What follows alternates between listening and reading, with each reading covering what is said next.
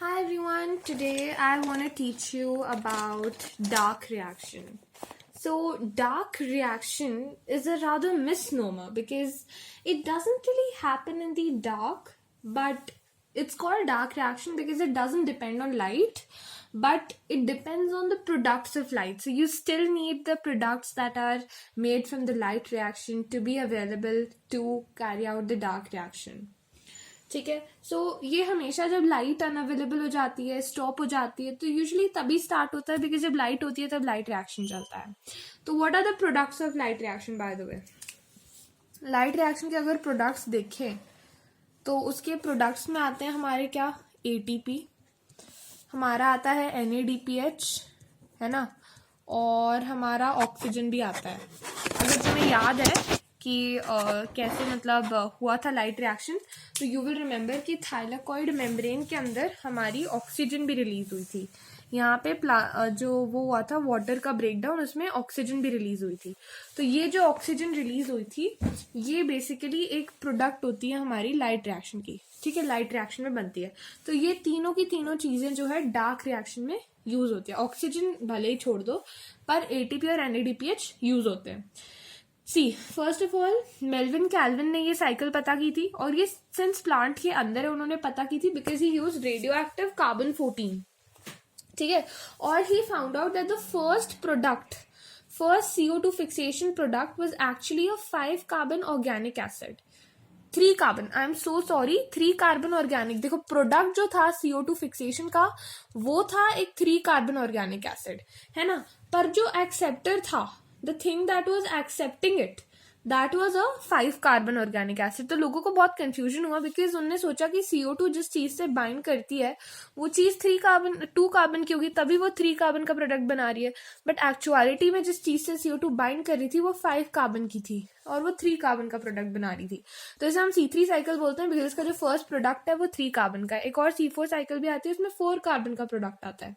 ठीक है, तो जो कैल्विन साइकिल है, बाय द वे, जो मैं तुम्हें आप समझाऊंगी, वो बेसिकली हर फोटोसिंथेटिक प्लांट में होती है. No matter whether it is C3, it is C4, it doesn't matter. So what happens in Calvin cycle ना, तो you have your CO2 in the atmosphere. Okay, now this is my atmosphere, I have my CO2. Now CO2 is here, H2 is also present, everything is present in the atmosphere. Now we're talking about atmosphere. Okay, so what happens is this CO2, it comes and it joins to our RUBP. Now RUBP is basically ribulose bisphosphate. Now sometimes they can give you something like ribulose 1,3 diphosphate, that is also RUBP only. ठीक है, ribulose 1,3 diphosphate बोले, ribulose bisphosphate बोले, ribulose 1,3 bisphosphate बोले, कुछ भी बोले, that is still RUBP. ठीक है, बिकॉज बायो में कई बार वो ध्यान नहीं रखते ऑर्गेनिक केमिस्ट्री का और वो कुछ भी बोल देते हैं, तो यू शुड रिमेम्बर. तो कुछ ऐसा दिखता है, 5 कार्बन का कंपाउंड है. अब इसमें क्या होता है, जब CO2 आके जुड़ता है तो इस प्रोसेस को हम कहते हैं कार्बोक्सिलेशन. ठीक है, इस प्रोसेस को हम कहते हैं कार्बोक्सिलेशन बिकॉज CO2 आके जुड़ा है. So carboxylation is basically CO2 plus RUBP combination. This happens in the presence of rubisco. By the way, rubisco is R ribulose. Rubisco की फुल फॉर्म थी RUBP, ribulose bisphosphate carboxylase oxygenase. तो इसकी aspect में carboxylation भी और oxygenation भी है, दोनों चीजें कर सकती है. ये बहुत खतरनाक प्रॉपर्टी है रुबिस्को की. मैं अभी समझाऊंगी तुम्हें कि क्यों इतनी खतरनाक है, बट तुम्हें पता है कि फर्स्ट स्टेप में जो है कार्बोक्सिलेशन हुआ, रुबिस्को ने RUBP और ऑक्सीजन CO2 को जोड़ दिया. अब जोड़ के क्या हुआ, 6 कार्बन का बन गया. यहाँ पे आकर हमारा CO2 इस तरीके से जुड़ गया. तो what did you get, you got a 6 carbon compound. वो 6 कार्बन का कंपाउंड क्या है, 2 में स्प्लिट हो गया, CCC. This is known as 3PGA. This is the first stable product of C3 cycle. तो ये जो 3PGA, ये C3 cycle का first stable product है. ठीक है, थोड़ा नीचे कर देती हूँ because I think it's a bit confusing. Oh God, that was a disaster. Okay.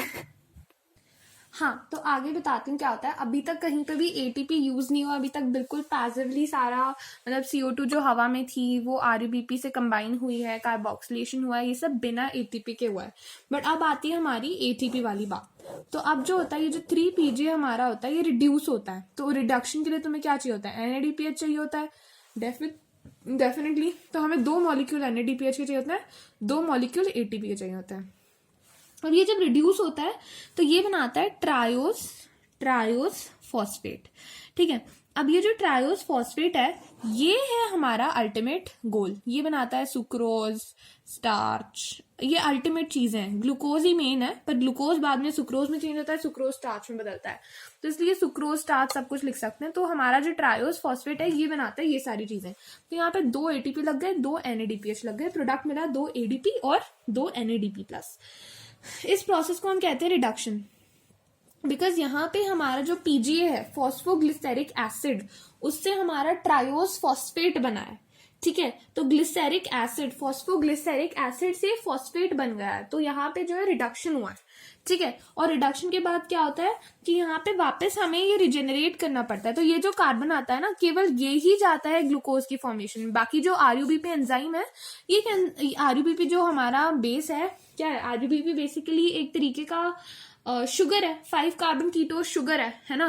तो ये जो 5 कार्बन शुगर है इसको हम रीजनरेट करते हैं, इसको हम वापस अपने इसी काम पे भेज देते हैं जिससे ये और कार्बन लाए और फिर ये वापस डाले। तो इसके लिए हमें एक और ATP लगाना पड़ता है। Think of it like this कि जैसे ना आजकल ना हम जब ऑटो वालों से जब भी ऑटो लेने जाते हैं ना, वो लोग कहते हैं कि अगर हम तुम्हें छोड़ने जाएंगे, वो अपना पता है आने जाने दोनों का लेते हैं। ओला पे हमेशा 100 दिखाता है, पर जो ऑफलाइन वाले होते हैं 200 लेते हैं। क्यों 200 लेते हैं? क्योंकि वो वहीं पे जहां से वो स्टार्ट करे वहीं पे वापस आना चाहते हैं, बिकॉज उनको वहीं पे कस्टमर्स मिलते हैं और ऑटो वालों की गैंग एक्सेट्रा होती है। ठीक है, तो इसको ऐसे ही इमेजिन करो कि एक ऑटो वाला या बोट वाला है। ठीक है, ये ऑटो वाला, मैंने बोट जैसी ऑटो बना दी एनीवे। तो ये जो है RUBP जो है हमारी बोट है। ठीक है, इसका खाली इतना काम है कि ये यहां तक छोड़ के आएगी और वापस आ जाएगी। तो इसमें हमारे कार्बन बैठ गए, है ना। तो अब छोड़ने का हमेशा ज्यादा लेते हैं और वापस जाने का वो थोड़ा सा कम करके ले लेते हैं, है ना। तो वही पैसा इन्होंने आने का, यहाँ छोड़ने का पैसा लग रहा है 2 ATP 2 NADPH, और वापस जाने का खाली 1 ATP लग रहा है। तो बेसिकली इस तरीके से याद करो कि RUBP खाली एक व्हीकल है। जो RUBP हमारे एक्सेप्ट करती है कार्बन को CO2 में से, वो खाली एक व्हीकल है। RUBP जो है बाद में PGA में बदलती है, PGA फिर ट्रायोस फॉस्फेट में बदलता है, वो सुक्रोज ग्लूकोज वगैरह में बदलता है। तो RUBP केवल एक व्हीकल है जो उसे छोड़ के आती है। ठीक है, तो जस्ट रिमेंबर दैट। तो ऐसे मतलब जब एक ही कार्बन जाता है, तो ऐसे हमें एक ग्लूकोज या हेक्सोज शुगर बनानी है, तो इसमें कितने कार्बन होते हैं? 6 कार्बन होते हैं। तो 6 साइकिल्स चलती है। एक साइकिल में 3 ATP यूज होते हैं, 2 NADPH यूज होते हैं, है ना। तो ऐसी अगर 6 साइकिल्स चलती हैं तो 18 जो है हमारे ATP यूज होते हैं और 12 जो है NADP यूज होते हैं, है ना। तो अब तुम डिफरेंस देख सकते हो कि 6 मॉलिक्यूल्स का डिफरेंस आ रहा है। अब ये जो 6 मॉलिक्यूल्स का डिफरेंस है, इसी को कवर करने के लिए हमारा साइक्लिक फॉस्फोराइलेशन एक्स्ट्रा होता है कि भले लाइट चली जाए तब भी फॉस्फोराइलेशन कंटिन्यू रहना चाहिए, तब भी ATP बनना चाहिए। तभी तो नॉन साइक्लिक ATP NADPH दोनों बनाता है, पर साइक्लिक केवल ATP बनाता है। तो cyclic is just to cover up the extra ATPs required for the same process, because अगर same number of ATP NADPH बने तो ये प्रोसेस नहीं हो पाएगा।